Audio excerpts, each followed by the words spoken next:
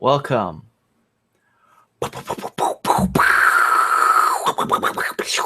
Boom! Ow! Ah! Squish! Welcome to Out of Continues, episode 225. The action-packed episode. Because you heard all that, didn't you? All that action. Because it's a weekly. Non-stop. Yeah, it definitely stopped. It eventually did. Didn't seem like it was gonna. It stopped.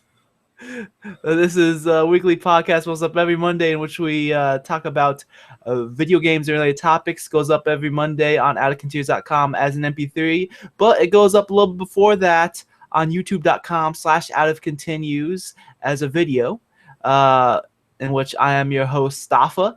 And each week I get someone different to join me. And this week I have Mr. Adam over here. How you doing, Adam? That's right. It's Mr. and don't you forget it. I'm all right. How are you doing today? Doing well. And this week's episode segments will be like this. First, we're going to have our main topic, which will be worst objectives and levels in video games. And after that, we got a quick announcement, and then we have some news. There was quite a bit of news this week, so it was hard to pick which ones to fit because there's so much news this week. But anyways, let's get going. And before we do that, I just want to do one quick disclaimer that all opinions expressed on this show are of our own and not of our employers or the past, present, or future. Yeah. Smiley face. So anyways, let's get going and talk about our main topic, which is worst levels and worst objectives or mission types in video games. And I don't know about you, Adam, but most of mine are pretty much like for action games or platformers. Yeah. But anyways, since you're the guest, would you like to go first with what you have on your list? I'll just start with my least favorite, and I'll work my way up. All right. For me, the absolute worst thing that a video game can have is an escort mission. I can tell how much it pains you because like the face that you're giving, you look like you feel like you're in pain. I hate them. Like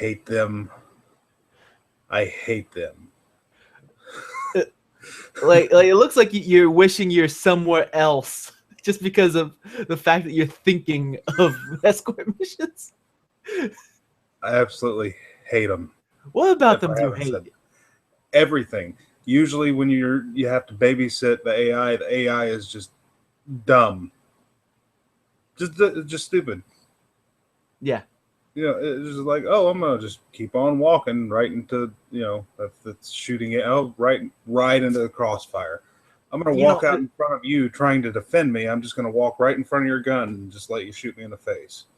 I heard lots of people praise The Last of Us for like, oh, Ellie is so well programmed that she doesn't get herself killed. It's like, no, they pretty much like just made her invisible, right, to the enemies. That's all they really did.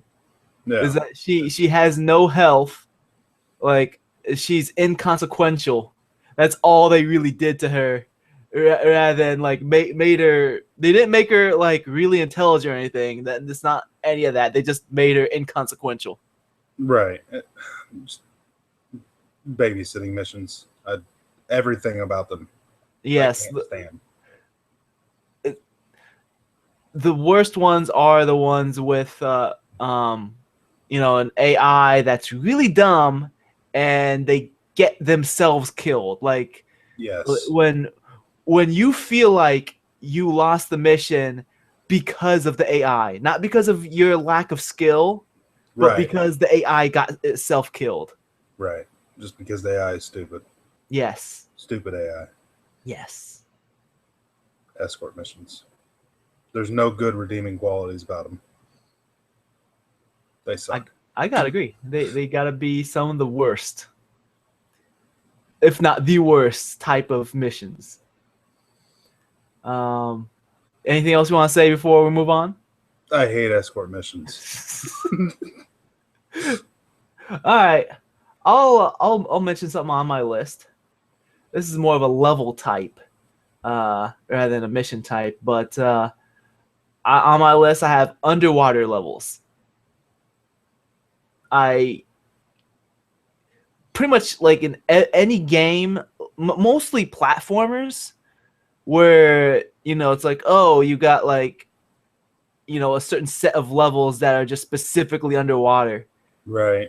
They're always just a huge chore to go through because the mechanics are terrible. It's like, oh, you press the jump button to go up a little bit and then you start sinking, and so you gotta like keep pressing the jump button to like keep yourself level. And then there's always a part where there's like some kind of enemy or obstacle that's like on both the top and the bottom, and you gotta like be perfectly in between, and it's just not fun mechanics, and it's just very tedious. I agree. Underwater levels, hate them. Yes. I mean, there was always the Sonic levels underwater. Oh, great! Those Yeah. are like their own special type of bad underwater levels, because like the Sonic can't swim. He sinks like a rock, and he basically just moves slower, and he has like a like an air, oxygen time limit, Right. which in Borderlands, the pre-sequel, they decide that's a great mechanic that they wanted to steal. Right. Ugh. I don't know who looks at that mechanic as like, hey, let's put that in our game in what was it, 2014? Yeah. Let's put that in our game in 2014. Sonic Oxygen. That's yes. They could have No. added the music. Running out of oxygen.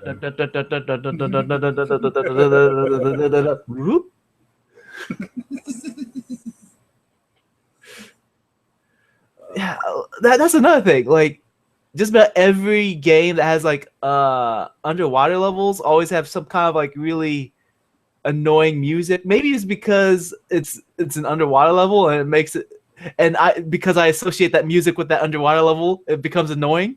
Yeah. like in Donkey Kong Country, like I hear that music, and I'm like, it's an underwater level. I don't know. So some people like that song, but me, when I hear it, it's like, I hate it. I hate underwater. Anyways, what's next on your list? Timed missions. That's definitely a thing. I don't like being rushed. I mean, I'm playing this game to have fun, and you're telling me I have to get all the way across the map in like 4 minutes or 2 minutes or anything. It doesn't matter. It's stupid. Yeah, and then if you like, there have been games I've played that there's a time mission, and I didn't really realize there was a timer until like, until it's too late, and then it's like, oh, I'm almost there. Nope, I barely lost, Right. and now I gotta do the whole thing all over again. They're almost as bad as escort missions, but not close. I hate them. Like I said, I don't like being rushed. I'm playing a game to have fun, not to be rushed. Speaking of time missions, mine next on my list is similar. It kind of falls in the same category. defend this area while you're waiting for whatever. While you're waiting for the backup to come, or your escape vehicle to come, or whatever. Right. Defend this area for a certain amount of time, and yeah, no. That's like some of those Payday 2 missions were like that, where it's like, oh, I gotta stay here and waiting for this drill to get through while there's like 300 cops that we're mowing down. That game would have been a lot better if you could play it with just 2 people instead of, needing other people to play. Yeah, speaking of AI that gets itself killed. Ugh. But yeah, that's the next one on my list. Defend this area while you're waiting for blank to get there. What about next on your list? This one you won't agree with. I know you won't. Stealth missions. I don't like stealth. Well, I do have something similar on my list. I mean, I know there's a difference between good stealth and bad stealth missions, but I don't like stealthy games. Having a little small part in a game, yeah, I can deal with that. But if the game is majority stealth, I can't deal with it. Well, like if a game is not built for stealth and they shoehorn a stealth mission in there, a lot of times it does not work. Right, but I don't care for stealth. Every once in a while there'd be a game that kind of does it right, but like for one example that comes to my mind is Zelda Wind Waker, but it kind of makes no sense the way how they paste that in there, because the stealth is in the very beginning of the game before you get your sword. So you're like getting inside like these wooden barrels, and you're hiding in them, and then you're waiting for the spotlight to move, and then you like waddle the barrel down, and then you get back in the barrel. And that's something that I feel like would be like in the middle of the game somewhere, right? Not at the very beginning of the game. I feel like it would be better paced to have that in the middle of the game, just for variety, rather than be like, oh, we're gonna start you off with stealth. Right. It did play well though. I mean, I'll give it that. But I mean, unless do you have anything else you want to add on this? No, not really. I mean, something on my list that falls similar is instant lose stealth missions. The ones where if you get caught once, you have to redo the whole mission. Yeah. Those are the ones that really annoy me. And I feel like a lot of stealth games stopped doing those because developers realized that it's not fun when you have to redo an entire level just because you mess up once. Like the earlier Splinter Cell games, they had those. Like especially the first one, it would be like they'd be like, Fisher, if the alarm goes off once, we're gonna have to pull the plug on you, and you're on your own. This is not a video game, Fisher. We can't take any mistakes. And yeah, those were no bueno.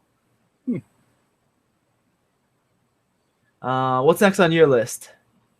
I mean, kind of staying in the same vein as stealth, tailing missions. I have that on my list too. I put that down as follow someone, but not too close or not too far. Right. I mean, it's kind of the same thing, but you have to be stealthy because you can't get too close and all that. But it's just, they're annoying. Assassin's Creed. Yes. As a matter of fact, the majority of Assassin's Creed little stupid side missions and stuff, those all belong on the list. That's like the next thing on my list is Assassin's Creed missions. I feel like they got really bad with Revelations. That was the first one that it got really bad with, like the It was either following people, Right. and you had to trail them and not get too close, and you can't let them out of your sight. Or there are missions where a person is just telling you like worthless exposition, and you just have to like walk with them. Yeah. And that was just boring because it's like you're just telling me some, pointless exposition that doesn't really add much to the story, and I'm just walking with you just because you think this is better than just, explain it to me real quick. Right. No. Yep. Bad design.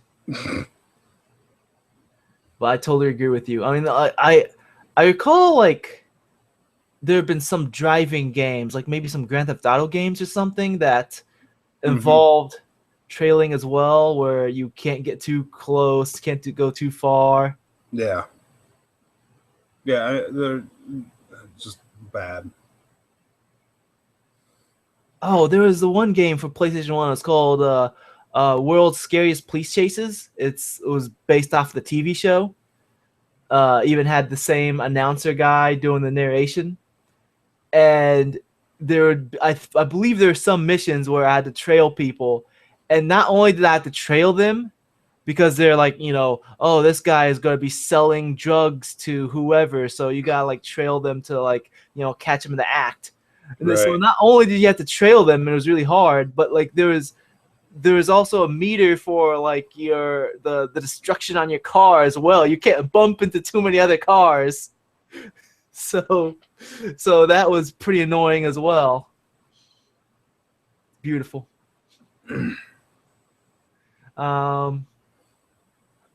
But yeah, that was on your list, right? Trailing. Correct. So my list, RTS missions that give you limited resources. I really don't like those. Like in RTS games where you cannot gain more resources, and it's like, hey, you have this much resources, have at it. Yeah, no. I hate those. Yes. Like when I'm playing StarCraft, I really like StarCraft, but there's like every once in a while there's a mission where it's like, oh, you only have this much resources and that's it for like the whole mission. Or there are some missions where it's like, hey, we're giving you a squadron. You're not really building any, buildings or anything. We're just going to give you a squad. And you have to like go through this whole mission and try to keep everybody alive. Like, I don't like those either. Me either. Like, when I'm playing an RTS game, I want to like build a base, my big fat base, and build the biggest army ever. And then once I'm like maxed out on everything, that's when I just send them over to the other side. That's how I like playing my RTS games. Right. Or like in like Plants vs. Zombies. Like that's in a way that's RTS. It's tower defense, but still real-time strategy. And like there's some missions where it's like, oh, we're only gonna give you this much. I mean, there's only a few of those missions, and it's like in the extra challenges. It's not in like in the main campaign, but it's like, oh, we're gonna give you only this many suns, and there you go. Right. That's not fun. What's next on your list? Or anything else on your list? Yeah, I've got one more. All right. Like, why do I hear music all of a sudden? I don't know. Why do you hear music? I don't know. That's just weird. Anyway,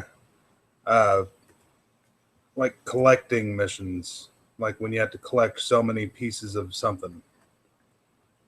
For like RPG games, you have to get so many, I don't know, cowhides or crap like that. You know what I mean? Mm-hmm. They're just annoying. Just I have a roach problem. Can you go down to my store basement and kill 18 roaches for me? Yeah, just stupid stuff like that. It's just giant spiders. Sonic Adventure and Sonic Adventure 2. Right. Find the Chaos Emerald shards with Knuckles. It's just While you listen to really bad wannabe rap music. I don't like them because all it is just time filler. You know what I mean? Mm-hmm. It's just annoying.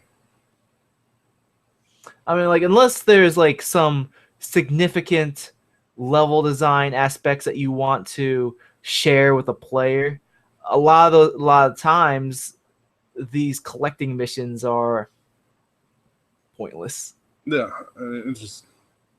I mean, for instance, look at. I know you haven't played it, but Destiny. I haven't played too much of it, but you have to collect all this crap to do this. It's like, really? Back before they did the update, people would spend hours just collecting the same crap so they can upgrade their players so they can do this. It's just like, I got better things to do with my time than just sit here and collect crap all day. Unless we're talking about Pokemon. That's a different story. I got one more on my list. What you got? I got timed underwater stealthy escort trailing missions. I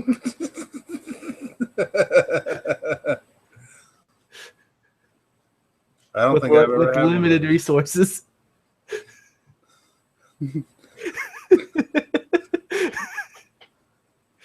gonna have nightmares now. Thank you.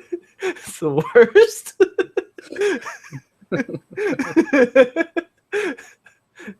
Jerk. I'm gonna have to make that in the game. All right.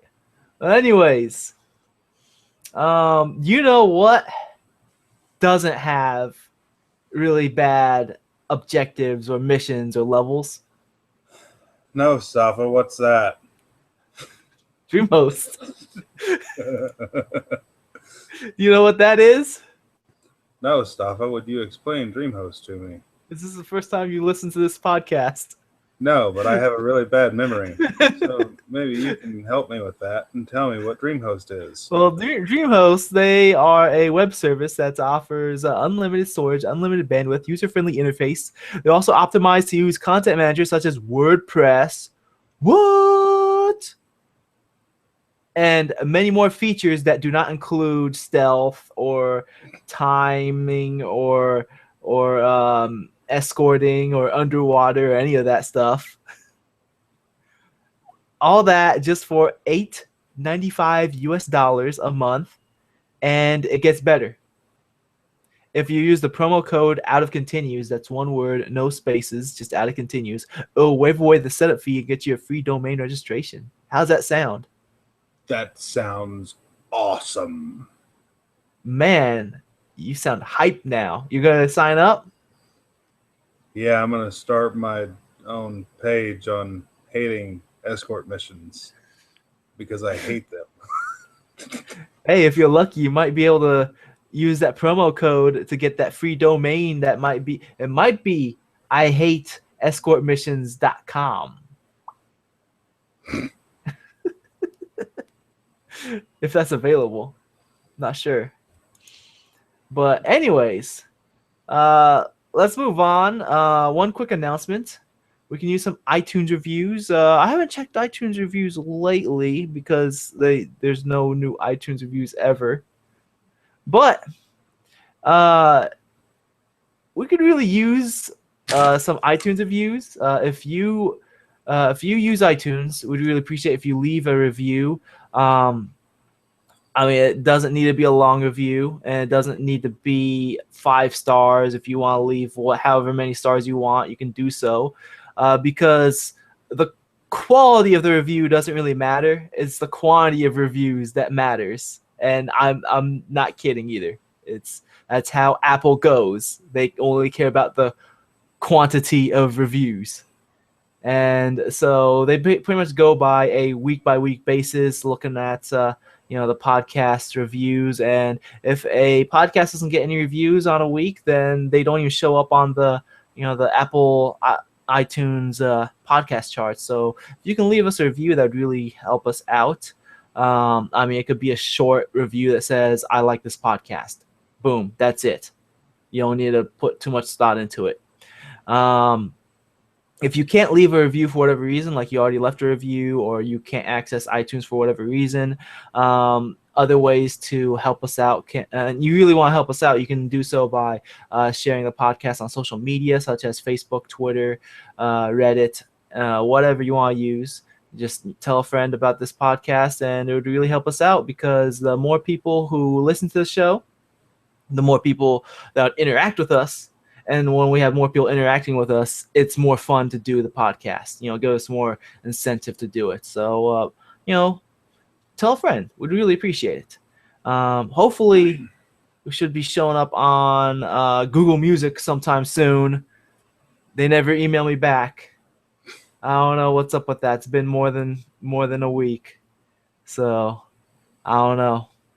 But anyways, let's move on and talk about some news. Are you ready to do so, Adam?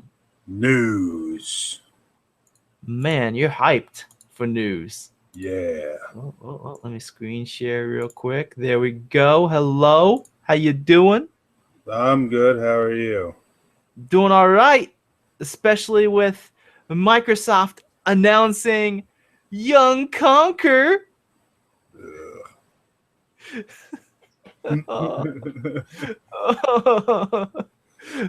They released this news a month too early. Right?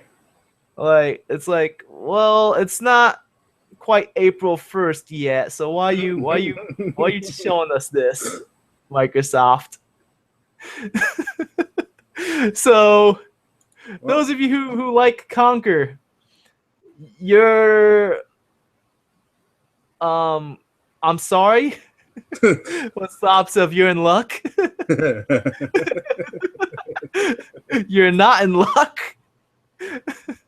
Because Microsoft announced Conker's next game, and it is Young Conker for the Microsoft HoloLens, and you have like this really skinny, cracked out looking Conker that will jump on your couch and your living room floor and do whatever. It's quite sad, really. Yeah, sure. Like, especially like even for someone like me who's not even a fan, like a big fan of Conquer. Like, I played the first Conquer. I didn't really beat it or anything. I played some of it and I was like, yeah, this is a fun game. And then seeing this, and it's like, what are they doing? Making people mad. Yes, like there are fan projects of IPs that are way better than this. Like there's a HD remake of Metal Gear Solid that just got canned because Konami heard about it because everyone was talking about it. Right. So that they sent cease and desist. It's like, that is way better looking than this, and that's a fan project. This is official, and it's like, I don't know how something like this gets greenlit, in which they take a property in which there is a fan base for, and they're like, let's make him look all goofy and Cracked out. Yeah, like he's on meth, and he got all his teeth in on meth. Oh man, this is not the picture of it. Like, this is the picture of it here, but still, this is bad. I'm sorry. I mean, this isn't really the main announcement, though. Their main announcement was that the HoloLens, they have the dev kits for, I think, pre-order for $3,000. And yes, that is pretty expensive, but it's a dev kit. That's not right. That's not like a consumer kit. So, yeah. But the fact that they got like this wacky looking Young Conquer game. It's like, what's wrong with you guys? This was did they? It makes me wonder if they only did this so that they can like kind of compete with the Oculus's. I think the Oculus has a platformer starring a squirrel as well, and it's like Lucky's Tale or something like that. Hmm. Let me. Whoops. Lucky's Tale, Oculus. Yeah, that's a squirrel as well. So it makes me want. No, that's a fox. Never mind. Either way, it's an animal. It's a furry animal. It's definitely a fox, but he kind of in a way looks like Conker with his same color scheme. Even has a blue clothes. Well, he has a cape, but still, it's blue. Right. It's practically the same design as Conker, except a fox instead of a squirrel. So it makes me wonder if they quickly threw together young Conker just so that they can kind of counter Lucky's Tale. That's completely 100% speculation, with no backing at all. But that's one of my guesses. But yeah, how do you feel about Young Conquer? Does this make you want to get No. the Microsoft No. HoloLens? No. Why not? No. Move on? Yes. All right, let's talk about another set of cartoon characters in video games. Let's talk about Skylanders real quick. This is pretty interesting news that they have here, is that they are releasing a line of Skylanders figures and toys during the month of April for autism awareness. And the line is going to be called Light It Up Blue. And basically, like, the whole autism awareness colors, or Autism Speaks official colors are white and blue. So that's why they're going with those colors. And basically, not only are they releasing these for autism awareness, but also money is going to go towards the Autism Speaks, and also their employees for the Skylanders employees are hold on, let me. Okay, alongside the new toys, Activision is launching on an employee education and donation matching program for Autism Awareness Month. Activision is also giving its employees the opportunity to participate in the Autism Speaks Walk on April 2nd at the Rose Bowl in Pasadena, California. So I think this is pretty neat, that they're doing this for, to help autism awareness and, kids with autism. And this is the first time the Autism Speaks Vice President Peter Morton says that this is the first time that any video game or toy series has partnered with them to do this type of project. So I think this is pretty cool. What do you think, Adam? Do you have any opinions that you want to share? I mean, this, the autism awareness stuff kind of hits close to me because, my nephew, this is really cool that they're doing this stuff because, like nobody in games have done it. So yeah, I mean, this is pretty awesome. I mean, Activision has got crapped on for so long about being such a bad company, and then they do something like this. It's like, well, that's really cool of them to do. Yeah, I mean, I know they're going to get money from selling those stupid Skylander toys, but hey, if it raises awareness for autism, then let them have it. Yeah, one of the statements that the Skylanders executive said is that since the debut of the franchise, we've heard from parents that Skylanders plays a special role in the lives of their kids on the autism spectrum. The entire Skylanders team was deeply committed and proud to bring these special toys to life. If they can put a smile on a child's face, then we know we've done our job right. So, yeah. I mean, I definitely think this is pretty awesome, and it's hopefully other since this is Activision doing this, hopefully other game developers will, take note and do similar type of things. I mean, maybe not specifically for autism, but Right. for other stuff as well. So it's always good to help out, those with special needs. Yeah. Let's move on. So a few weeks ago, talked about EA and Ubisoft going at it. I think this was probably 2 weeks ago. I think, EA was trying to trademark Ghost, and Ubisoft was like, "No, you can't do that because we have like Ghost Recon, and if you trademark the word Ghost, then that's going to have issues with us." Since we have a game called, with the word ghost in it.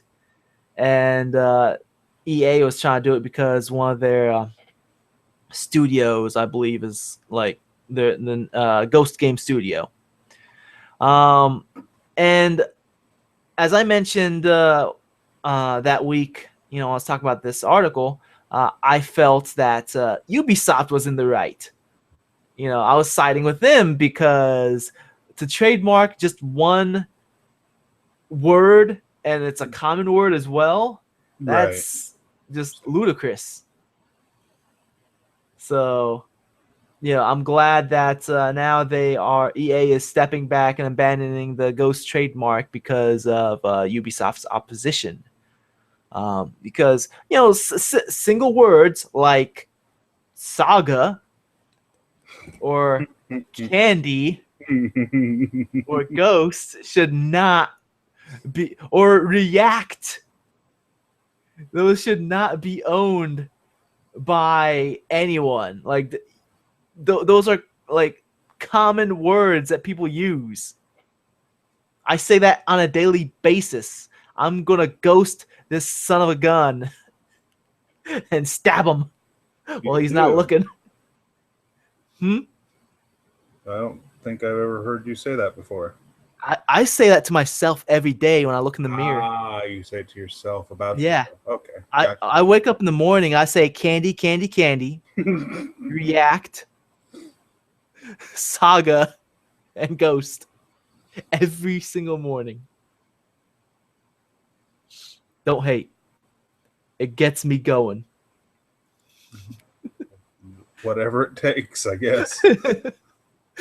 I live my life one step at a time. So yeah, I'm just happy that they finally are backing out of this. Do you have any thoughts you want to share? Yeah, well, not really. I don't have anything to add. I completely agree with you though. Trying to trademark a single word that is commonly used is just dumb. That's it. All right, let's move on. Let's talk about Steam real quick. Steam, that online digital store where you can buy your digital PC games digitally. I think I've heard of it. Yes, you can get like all sorts of indie games on there, like a bunch of visual novels and free to play games and a lot of like clicker games. Yeah, like just you have like a monster in the middle and you just click on it until you level up. That's what you can find on Steam. If you've never heard of Steam, you can get those type of games on there. Amazing, right? Yep. So Steam, like they've had like a trading system on there for quite a while now. What's it been like a couple years now, where you can like trade uh, either in-game items, mainly trading cards. That's what a lot of people use the trading system for, to sell their trading cards, because not every game, but a lot of games have these trading cards that you'll get within certain time intervals. Like you'll just, if you're playing a game, like let's say you're playing I don't know, Tomb Raider, all right, because that's a game. Uh-huh. You're playing the new Tomb Raider, and after a few hours, you'll get a trading card, and it's like 1 out of 6 or something like that. I'm just throwing a number out there. There's 6 total trading cards, and you'll get maybe 3 of them, for free. All right, and then for you to, if you collect all 6, you'll get some kind of little reward, like an emote icon that you can use in your Steam chat or whatever. So either you'd have to like trade or buy to get the other trading cards, or if you don't want your trading cards to get the whole set, you just sell them. Sell them all. Yeah, sell them all. That way you get like free Steam money. So basically, they're adding a new restriction to the trading now. If you do not use their what is this called? Mobile authenticator app. Yeah, the mobile authenticator app. You'll be able to put stuff on for sale, but it'll keep it on hold for 15 days before it will be able to be sold. And that's pretty annoying. Yeah, I don't that's like a it. little crazy. I think that's a bit much. Yeah, that's about a week and a couple days, way too long.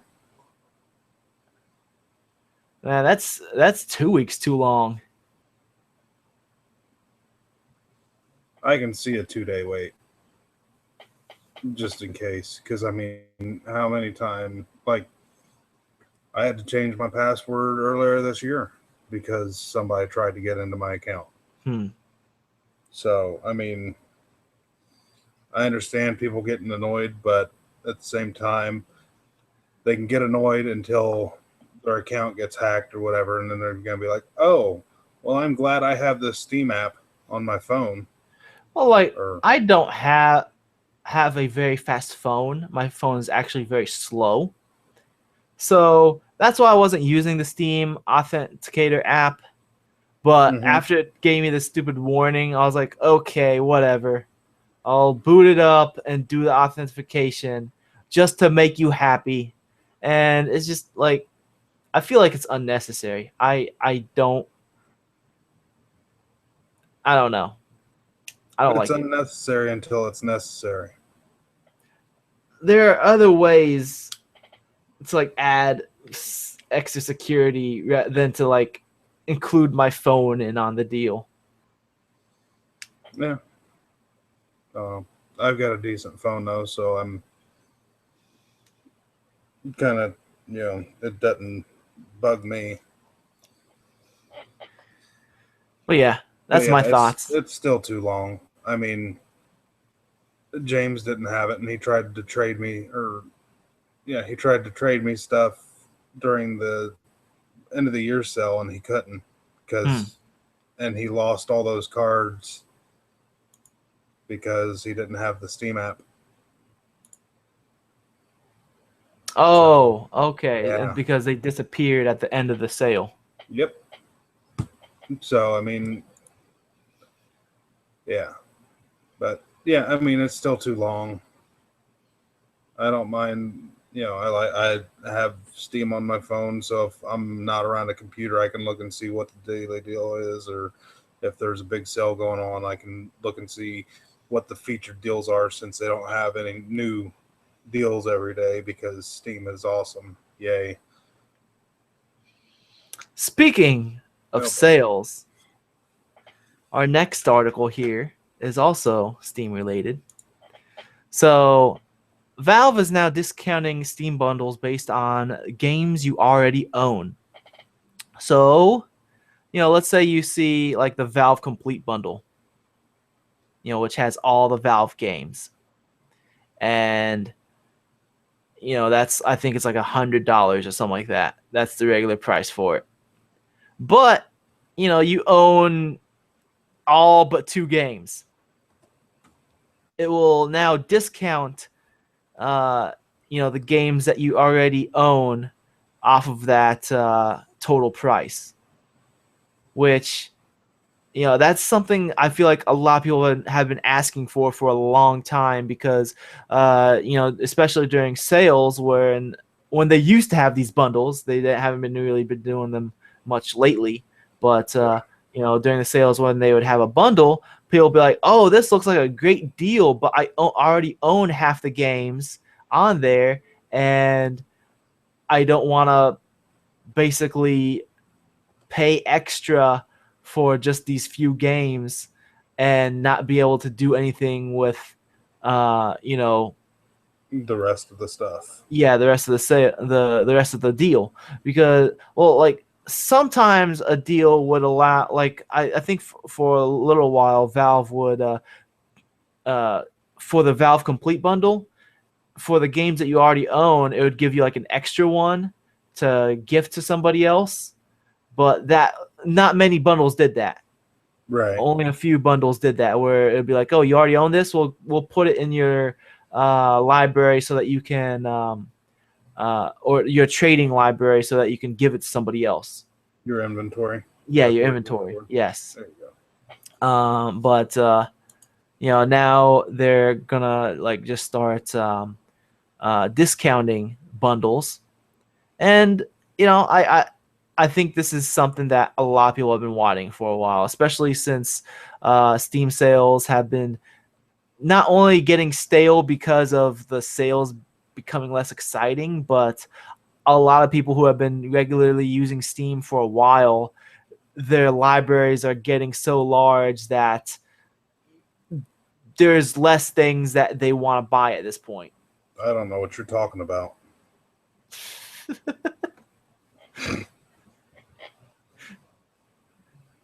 You don't know what I'm talking about? No idea what you're talking about. I think that sounds like a story. That's definitely a story. That's definitely a story. That is definitely a story. But yeah. I mean, my only thing is, like, are they going to do that to all the different bundles, or if it's just going to be for the Valve bundle? You know what I mean? Because I just went and I looked at different bundle packs and all that, and it's not went through with them. It has with Valve, but not, say, like I'm looking at the PopCap bundle here, and it's not discounted, and I own quite a few of the PopCap games. So I wonder if that's just going to be a Valve bundle thing, or if they're actually going to go out and see if they can do it with all of them. You know what I mean? It says that this method hasn't really fully rolled out yet. So it sounds like it's going to be for all the bundles, but it just hasn't really fully been implemented yet. Okay. Well, that's good then. So yeah, ready to move on? Yep. All right, Phil Spencer has been saying a lot of stuff lately. So rather than going through like every article with him in it, I just picked out a few of them. One of them, he talked about Xbox One eventually having like upgradable hardware. And he made it sound like a PC, where like maybe they'd be like, okay, here's the next graphics card set that you can, remove the old graphics card and put in this new graphics card. So that's the impression that a lot of people are getting. But Phil Spencer came back and basically he made it sound even more vague at this point when he tried to explain it even more. where he's saying that. Let me see if I can get the quote. Okay, what I'm saying is, as hardware innovations happen, we want to be able to embrace those in the console space and make those available, and maybe not have to wait 7 or 8 years for things to happen. But right now, we're not announcing hardware. I'm happy with the console we have and the platform we built on top of that console and the constant innovation and the games that are there. But as a longer term vision statement, I wanted to make sure people understood what we're doing. I think is good for the console space in addition to being good for the PC space. Here's the other thing. Before that, he said, I'm going to break open my console and. No, no. No, am I going to break open my console and start upgrading individual pieces of my console? That's not our plan, he said. There is something special about what happens with a console. You buy an appliance-like device, you plug into your TV, it works when you plug it in. It's not like I'm going to ship a screwdriver set with every console that comes out. So, with that said, like the first announcement saying the upgradable hardware made it sound like, more like a PC. Now is just like, what are you even talking about at this point? Because it sounds Right. like he wants consoles to be the same, but he's talking about upgradable hardware. So does that mean there's going to be like an Xbox 1.5? Don't You go the know, Final Fantasy route. It'll be Xbox One too. Xbox One 2? Is Yep. that like is that what's gonna be, where there's gonna be like a It's gonna be a 32X. basically, is it gonna be like your new 3DS compared to the 3DS, Yes. where it has like technically better hardware, you know? Right. So like I'm really confused about this. He basically, him going back and explaining just made it sound even more vague. So, and I'm pretty sure he purposely did that just so it doesn't sound like they have anything official to announce. Right. I don't know. You have anything you want to share on that other than it's confusing? I mean, it's confusing, but I'm sure we'll see something within the next 2 years or so.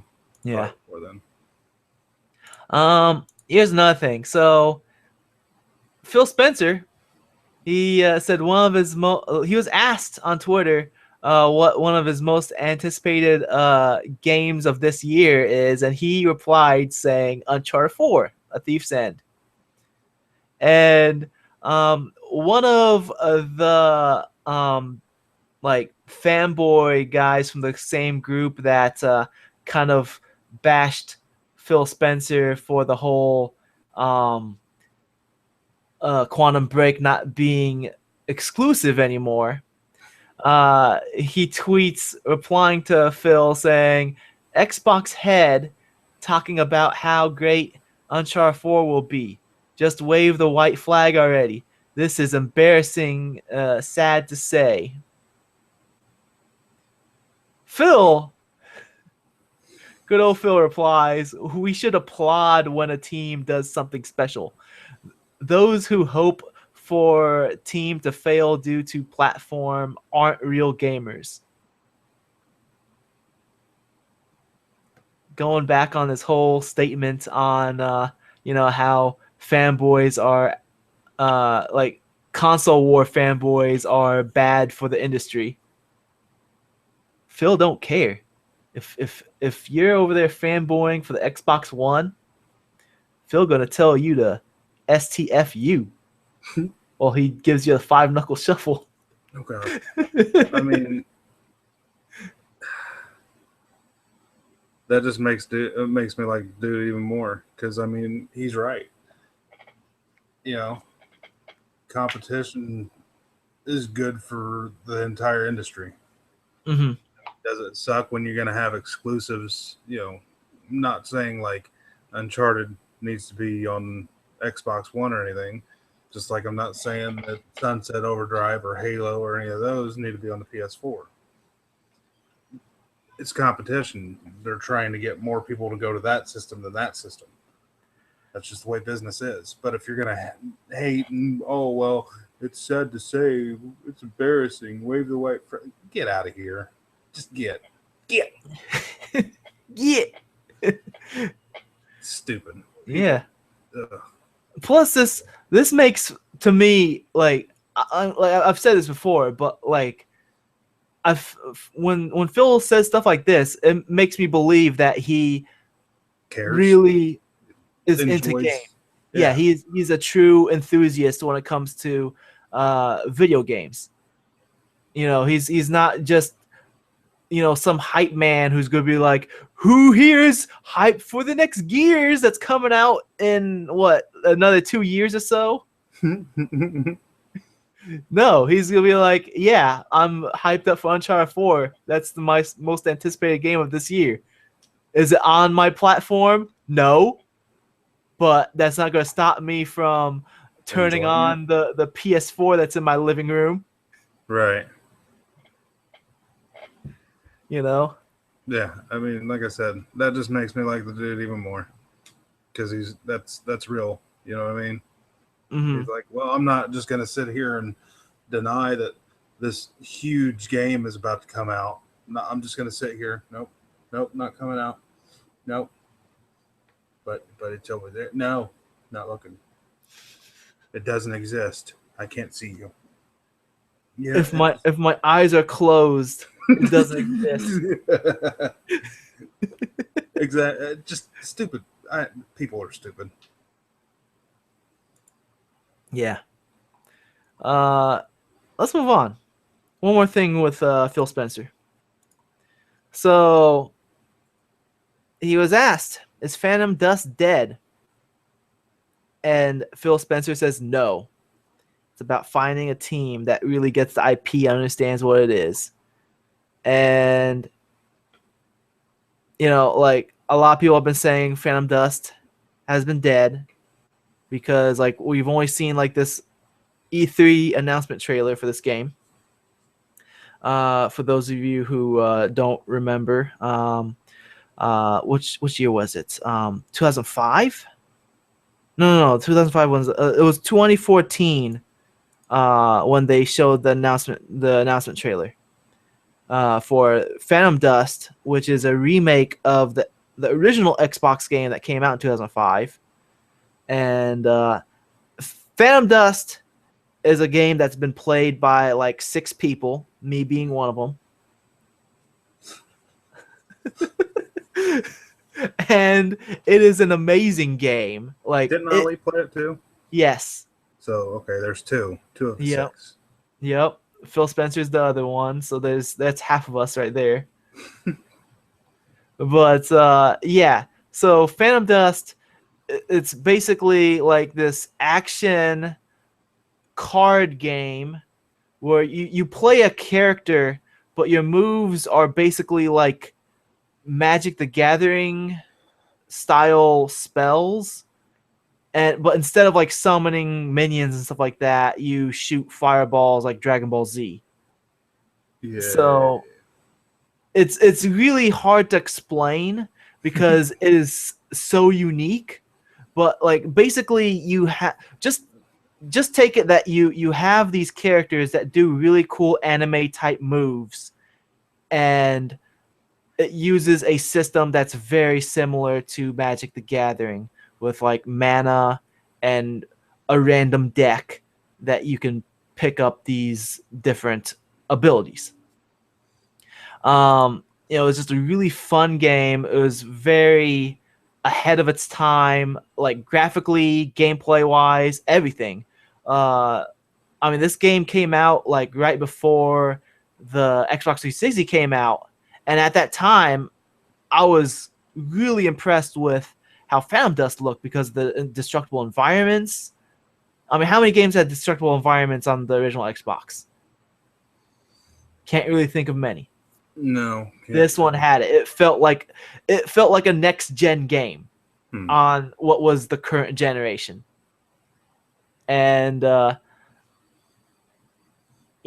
announced that they're going to be making somewhat of a retelling of that game, and it would work well today because of the way how the game is structured with like the different abilities you can gain. So it can probably fit into a free to play model with the abilities being gained through packs that you can sell or something like that.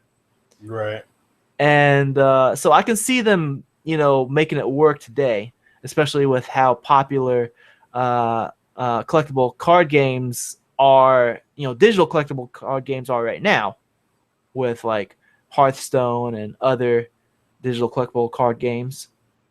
So I'm glad that Phil Spencer said that they're still looking for a new developer to work on this, because the previous developer, Darkside Game Studios, they got shut down. And I'm just glad that this is still a thing that they're looking at to get going again. Phil, I'm ready for hire. I'll start working yesterday. I'm ready. I'll send you my resume, Phil. Let's get this going. Hashtag hire Staffa. If I got room, that's going in the tweet. All right, let's move on. Okay, so we have this article here that's a blank page that we're going to load, but basically, Star Wars actor, what's his name? John Boyega. Yeah, John Boyega. Yes, now it loaded up. There we go. Who played Finn in The Force Awakens. I think he's the main character. I don't know, or one of the main characters. I haven't watched the movie yet. I'm waiting for it. I'm waiting for it to come on Blu-ray so I can get it through Redbox. Yep. Cheap box. So, yeah. Basically, he tweets at EA saying, will fans get to play a full offline story mode? It's more of an enjoyable way to learn the controls. And EA Star Wars replies, have you had a chance to try the missions? And he's like, yeah, thought it was great, but definitely leaves you wanting to engage leaves you wanting to engage within a narrative. Can I visit your base in the UK? And they pretty much replied back saying, sounds like a date.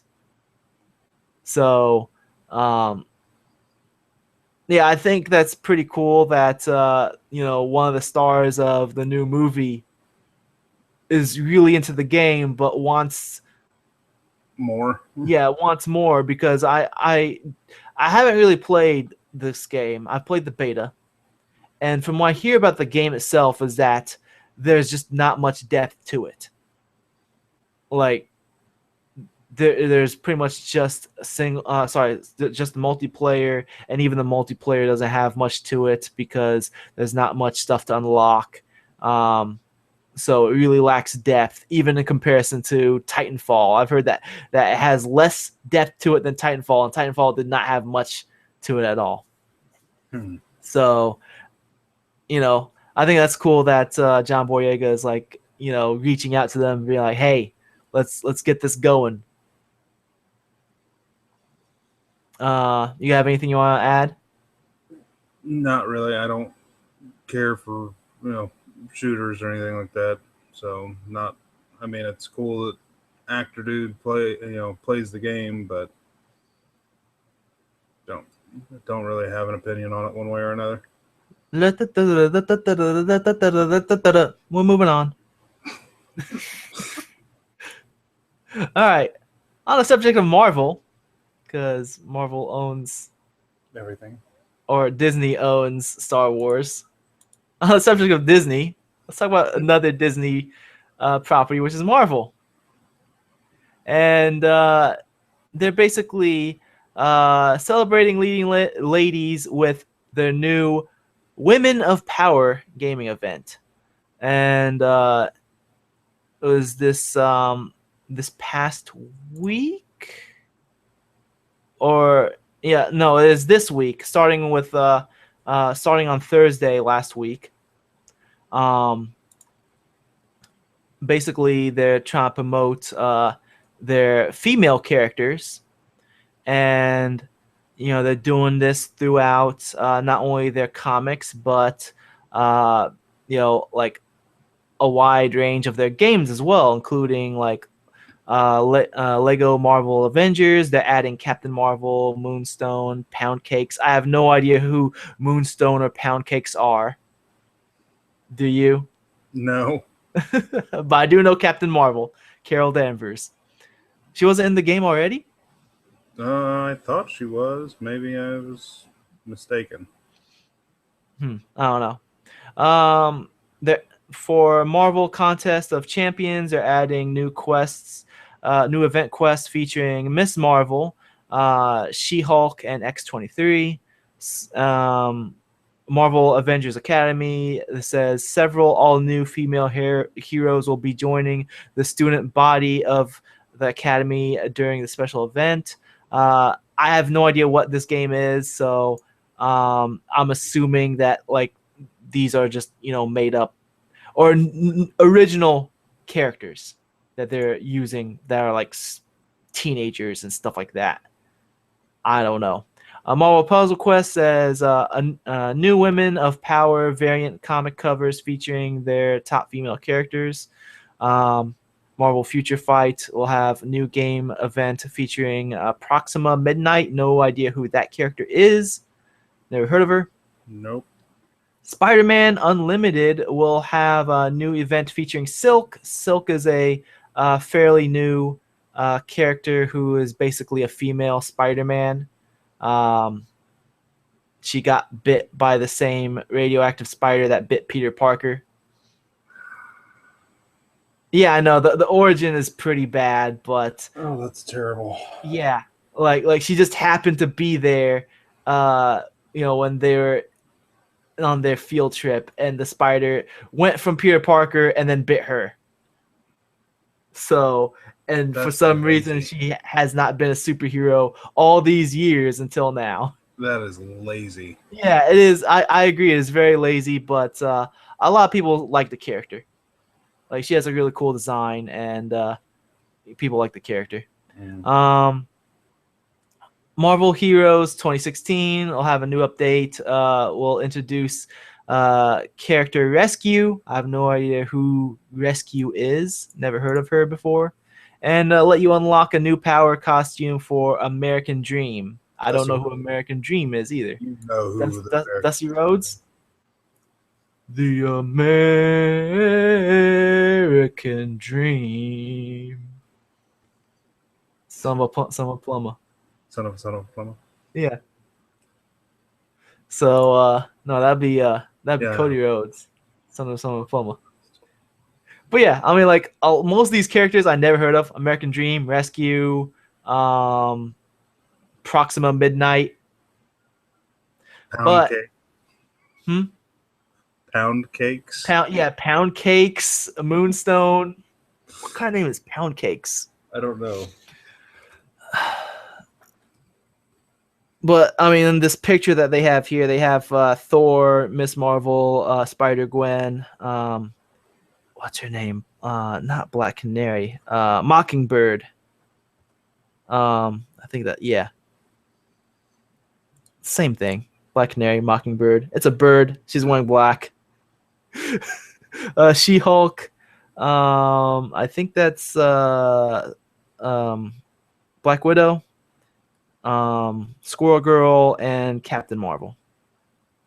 So, like they're trying to appeal to a broader audience, females, and one way they're doing that is by putting more of a spotlight on their female characters, because I mean, let's be honest, for the longest time their female characters have been like C-list, D-list, F-list,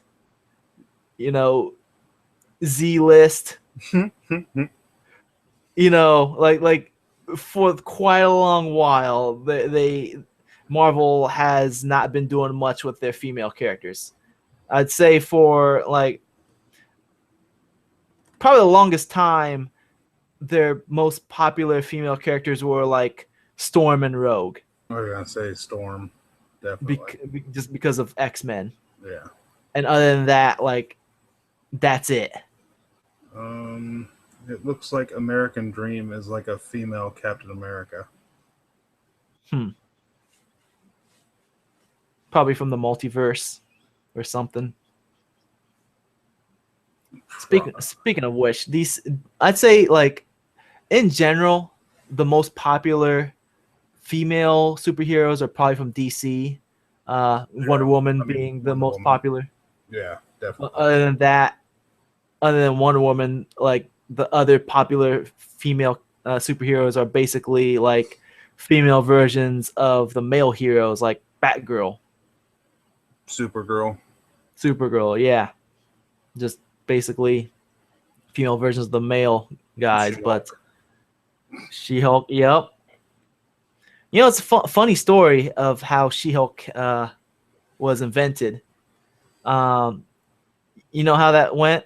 Nope. So basically, Marvel, had the comic rights for the Hulk, while Universal has the TV rights for the Hulk. Mm-hmm. And they're different rights because they're using like different characters. The comic using Bruce Banner, and the TV show having David Banner. Right. And so Marvel heard that a rumor that Universal was wanting to make a female Hulk character for the TV show. So Marvel basically jumped the gun and made She-Hulk just so that they can have the character and the TV show doesn't. like it had nothing to do with them like actually wanting to make a female character. It just had to do with them wanting the rights to the character. Right. So they're like, what should we call her? She-Hulk. There you go, TV show. You can't have a female Hulk. She's ours. But yeah, I do like the fact that they're trying to make the broader appeal for the superheroes, and I think that they're doing this in a better way than DC has been doing. Because the way how Marvel has been promoting their female characters is they're making it more inclusive. Right. Like the way how they're promoting their characters is that like both guys and girls can like their female characters. Right. While DC on the other hand, they've been doing, man, what is this? DC superhero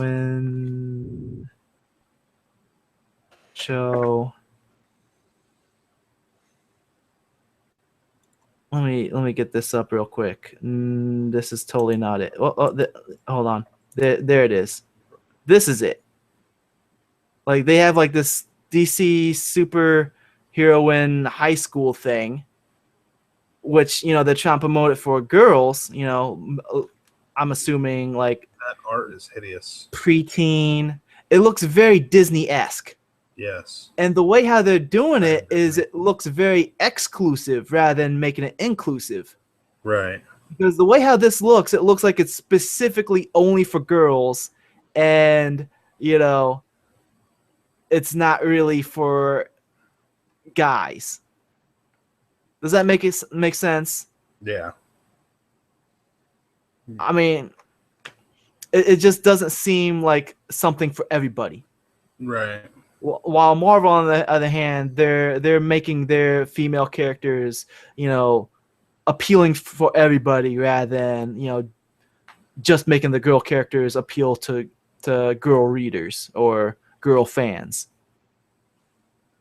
So, yeah, good on Marvel. But let's talk about some more Marvel stuff real quick. we're done with games. Unless you have anything you want to add on that last article. Nope. No. All right. So the movies real quick. Looks like I mean we talked about this on the podcast that some of the movie studios are jumping on the Deadpool rated R bandwagon.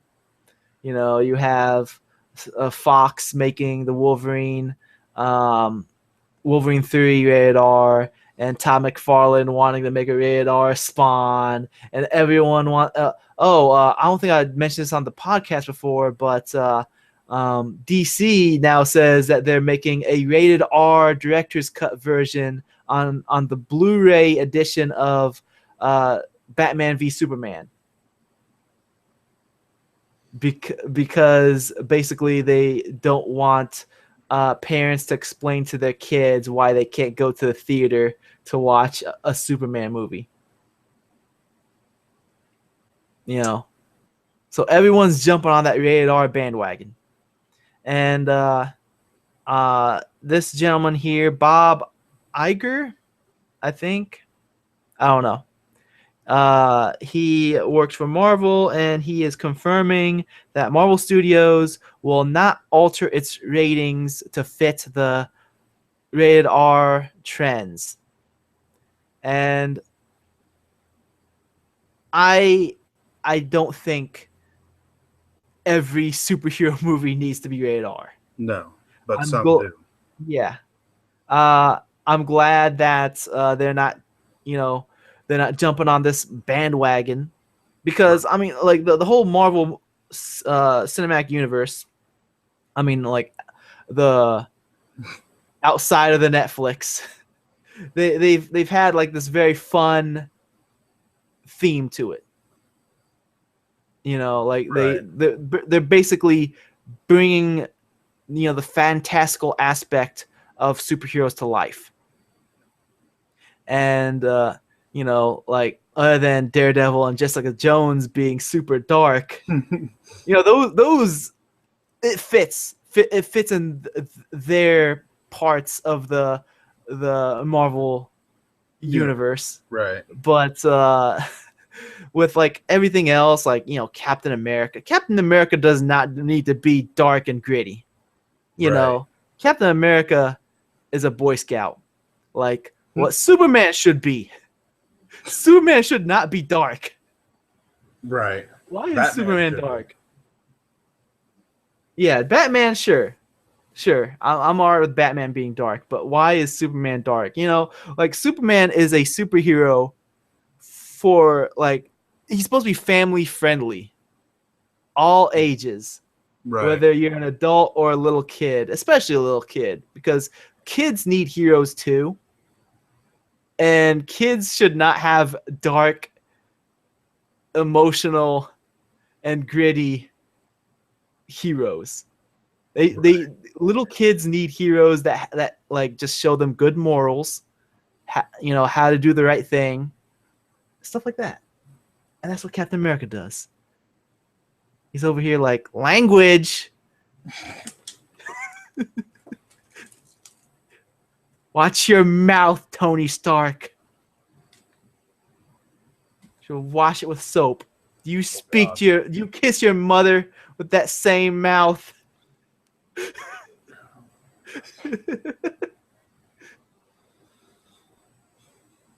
But yeah, I'm glad that Marvel is not jumping on the bandwagon. I think that is that would not be a smart decision to do for them to jump on that bandwagon. Right. Like you said, some shouldn't be rated R. And some should. There should be different ratings for the different characters. Some characters are darker than others. Yeah. Okay. You played that Wolverine game, right? Yeah, that game was violent. That game was really violent. Yeah. And though it does fit Wolverine. Yeah.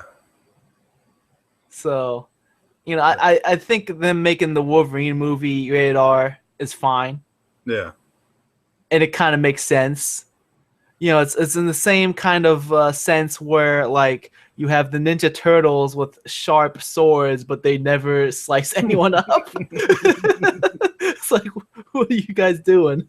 Yeah, that game was bad, man. You put dudes in like to the propellers of helicopters and stuff and just chop them up. I'm like, oh, you remember that Punisher game? That game was Oh man, oh, I love that game. they had to censor that game. That's why it went all black and white. Yeah, that game was brutal, but it was awesome. I think the black and white made it Worse. better. Yeah, exactly. It made those fatalities look worse. Yeah. Because I saw a video on YouTube with those fatalities not censored in black and white, and it just didn't look as brutal. Right. I don't know, something about like turning the screen black and white and then like showing clips of people dying or tortured or whatever, like comic panels flashing, that Right. just made it look even more brutal because not only was he killing the person, but you could the comic panels just showed like what's going on in his mind. Right. He's like, my family, gotta get revenge. It's crazy. But yeah, I don't know. I think the worst culprit, jumping on the whole rated R bandwagon is Batman v Superman. Yeah. I just don't think there should be like a rated R Superman. No, I don't either. Like But why is there rated R Superman? Why does Superman need to be dark? Come on now. Let's get real. Batman's the first name in the title. And with them saying, "Oh, it's gonna be on the Blu-ray," a lot of people they'll pick up the Blu-ray for their kids, and they're not even gonna look at which version they pick up. Right. They'll be like, "Oh, this is the director's cut version. Sure, it probably has more scenes. I'll get this." Yeah. And then they show it to their kids, and then the kids are gonna watch Superman get down or something. Right. And when I say get down, I don't mean like dodging a punch. Get out of here. Anyways, let's move on. One more thing. Okay. Let's talk about another dark comic character named Venom. No? No? Why are you shaking your head? No. No. You might want to get closer to the mic. No. Why no? So, Venom. All right. Venom, as most of us know, is one of the most popular enemies that Spider-Man has. And he was infamously butchered in that third Spider-Man movie. And now there's talks of Sony Pictures basically making a Venom spin-off movie. Like first there was a bunch of spin-off movies that were in production before Sony did the deal with what's their names with Marvel. And now they they got that deal in place where they have Tom Holland playing as Spider-Man and Captain America 3 Civil War. So they're pretty much starting everything all over with Spider-Man because the Amazing Spider-Man series did not go well. I mean, they had 2 tries, and out of both those movies, the only thing I can say good about those movies is that Spider-Man was the best portrayal of Spider-Man. Like outside of that, like the movies were just okay at best. It's like they made a really good Spider-Man. I can't remember the actor's name, but he was really good at being Spider-Man, and that was basically it. The movies weren't that great. So now they're like, okay, now that we're starting everything all over, uh, let's see what we can do. And they're working on doing a spinoff with Venom. And I'm not sure about a Venom movie without Spider-Man. It doesn't Right. seem right. Especially if you're not going to introduce Venom in a Spider-Man movie first. Mm-hmm. That would make no sense. I have no faith that they can repair the damage that they have done to Venom movie form. Well, I'm not gonna hold against them what's a different, uh, a different team did, I will. because that was Sam Raimi's I team. know. I can't believe the man that made Evil Dead did that to Venom. I mean, the thing is, he didn't even want Venom in the movie to begin with. He was forced to throw Venom in there. Well, maybe that's why he ruined it, because he was forced. Yeah, like He is forgiven. He has been absolved. he wanted to make a movie with Sandman being the main bad guy. And that's it. No other villains other than Sandman. He just wants Sandman in there.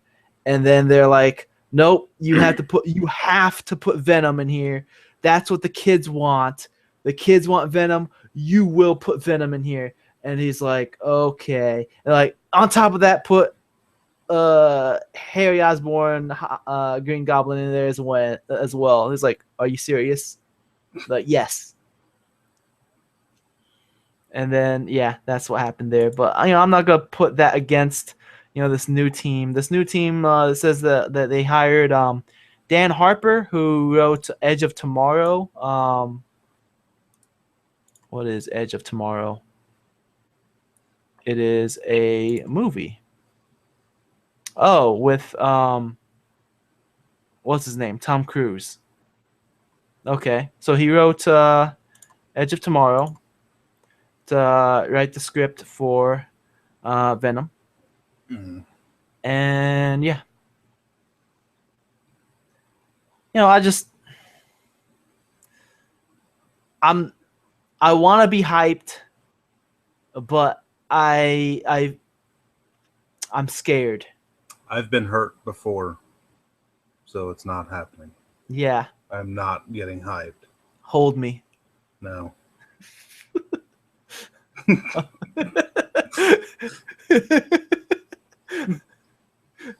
These are dark times. Dark times call for rated R movies. No God. Oh man. Anyways, yeah, that's all I got. Unless you have anything else you want to add. No, that's it. All right. Let me stop the screen share.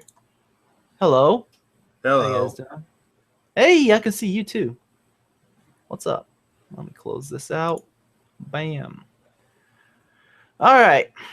So, let's wrap this up. We have no listener feedback this week.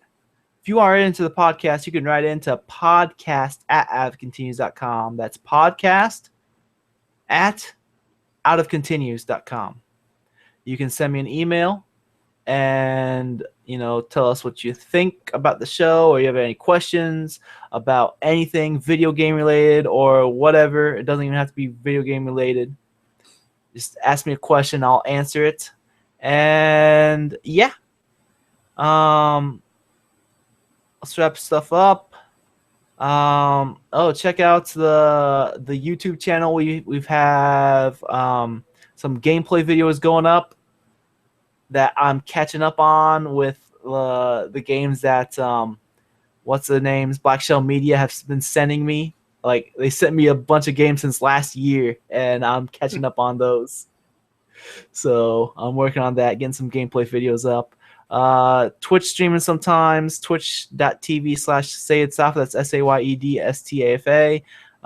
Haven't done the Out of Capes podcast in a bit because scheduling differences with Eric. Still trying to figure out what we're going to do with that. Do you have anything you want to plug real quick? Nope, not really. Hashtag hire Staffa. Hashtag hire Staffa. Oh man, it's nighttime for you guys now, isn't it?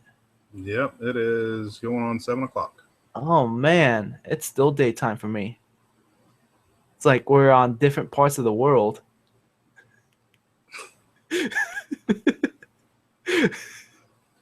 So, anyways, if you enjoy what you've been hearing, you can support us by liking us on Facebook, follow us on Twitter. You can leave an iTunes review.